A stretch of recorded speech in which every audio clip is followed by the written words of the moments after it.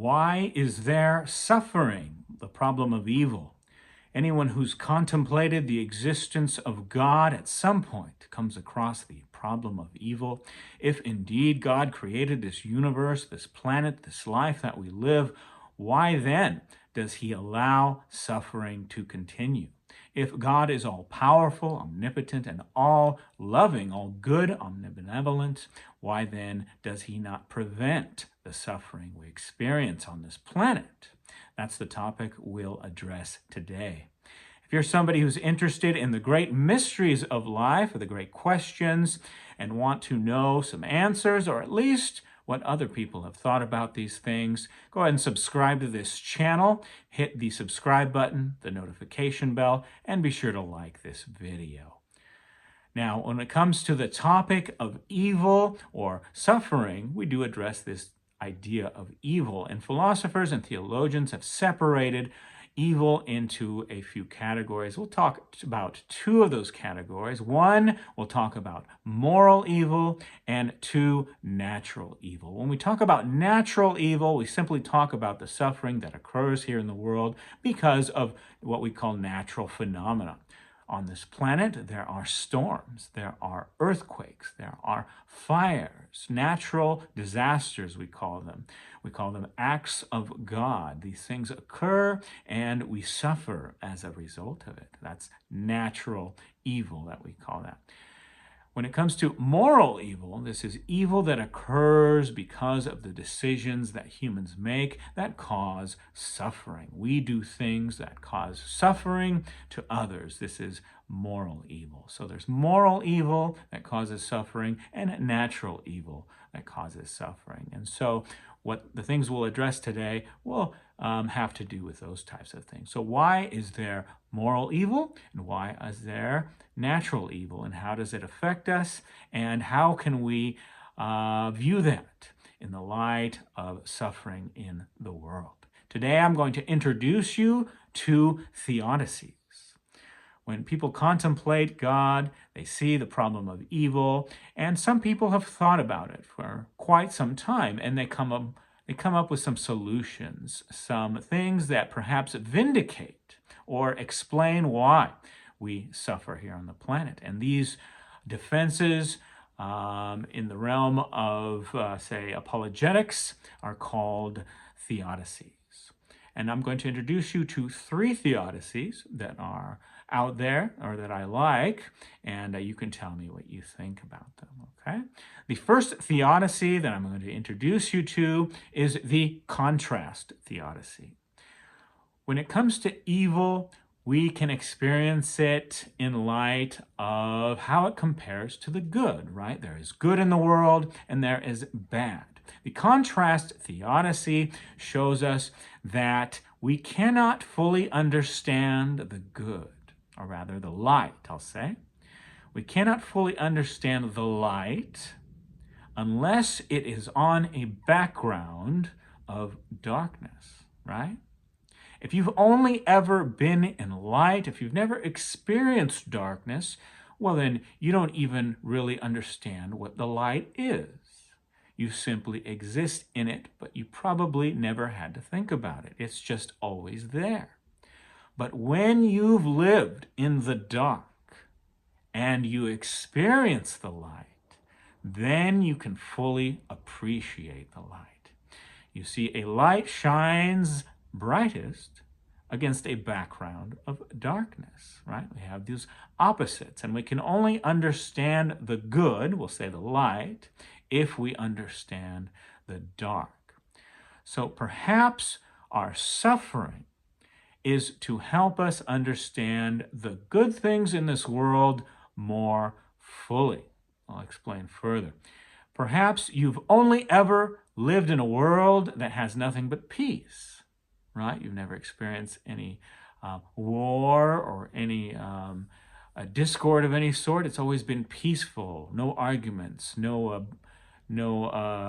no murder, there's no war, there's nothing like that. There's only ever been peace in your life.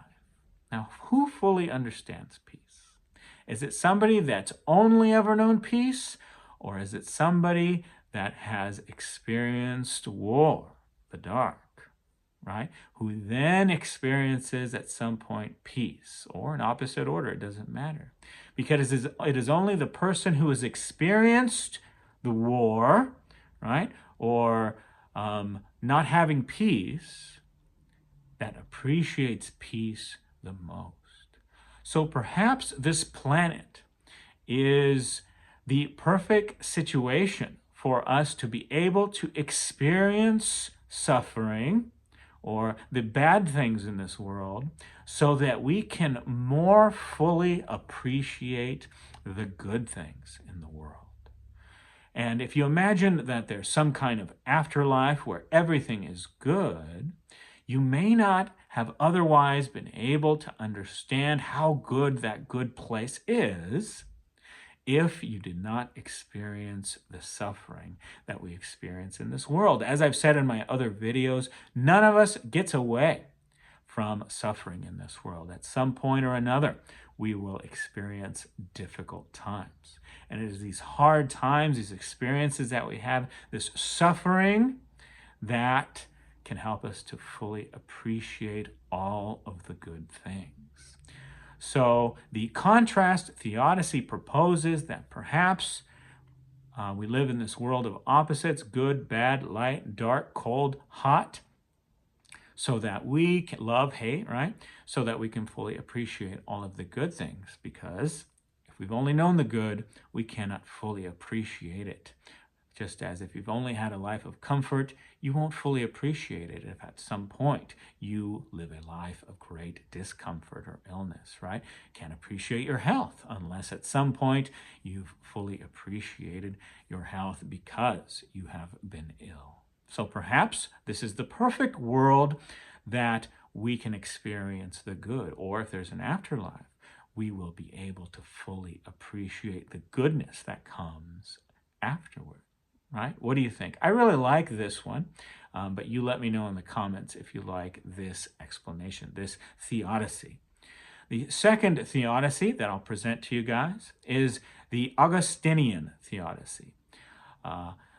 Augustine was an early medieval philosopher. When you study the history of philosophy, Augustine is probably the first guy that you'll study. And he says that God did create the perfect world. There was no suffering, no problems with the world that God created. It is humans who brought suffering into the world by the choices that we've made, right? We talk about moral evil, right? When we make bad choices that hurt other people, we can experience suffering, right? This doesn't necessarily address the natural evil, although this is from a Christian perspective. So I guess it does in a way, in the fact that they talk about sin corrupting this world right down to its very nature, right?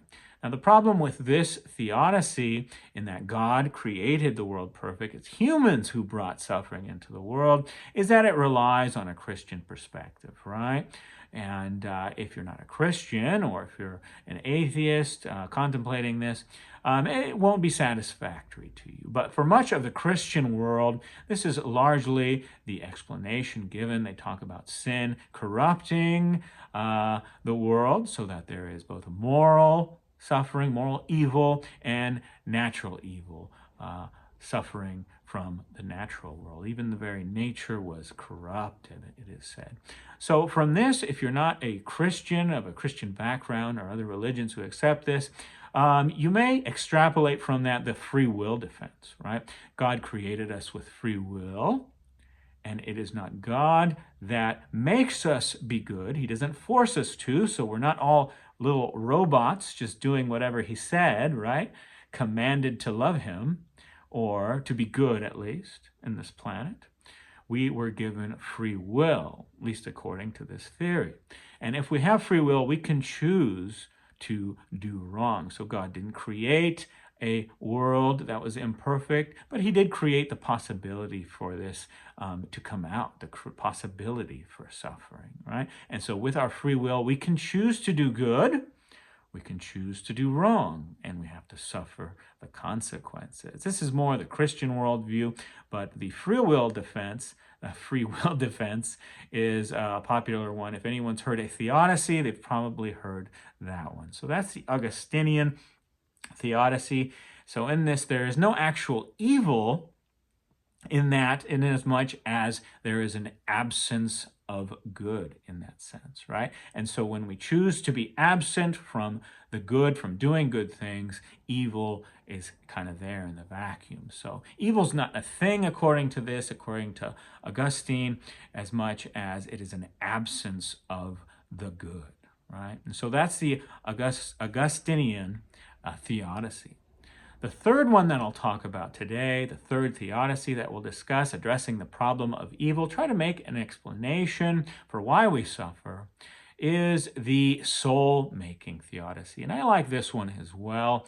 The idea here is that God created the world, the universe, created us, but he did so in a way that is incomplete. If I were to draw a shape, say a circle representing wholeness, or the infinite, right? God stopped it. And you can combine this with the contrast with theodicy. So instead of making us whole, he created us incomplete. Maybe drew the circle 2/3 of the way and then left the rest open. Because we cannot fully understand the good, like we said before, until we've experienced this world. And then we have to persevere and overcome the suffering of this world. And when we learn to do that, then we become a full soul, in as much as that we are complete. Now, if you think about people who believe in a transmigration of the soul, or rather people that have lived past lives or multiple lives, right? There's this idea of karma, constantly trying to perfect the person, right? Or perhaps we can do this in this world, and if not, we got to do it again. What do you think? Do you believe in reincarnation? Let me know in the comments. What do you think of the soul-making theodicy? So according to this, God created us, but he created us incomplete. And we have to work the rest of it to discover, to become what it is to be a soul, a whole individual, by overcoming the suffering in the world. And we can only do that through experience and becoming better people, right? This, in a way, like I said, is very similar to the contrast theodicy, in that we only know the good because of the evil in it. But according to this, we can work past that and become a whole individual, okay? So that's the soul-making theodicy, right? So we covered the contrast theodicy, which says that we can only know the good things of this world if we experience the bad things. And we cannot fully appreciate the good things without knowing those bad things.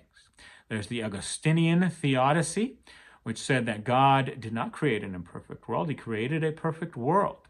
It is humans who brought imperfection and suffering into the world.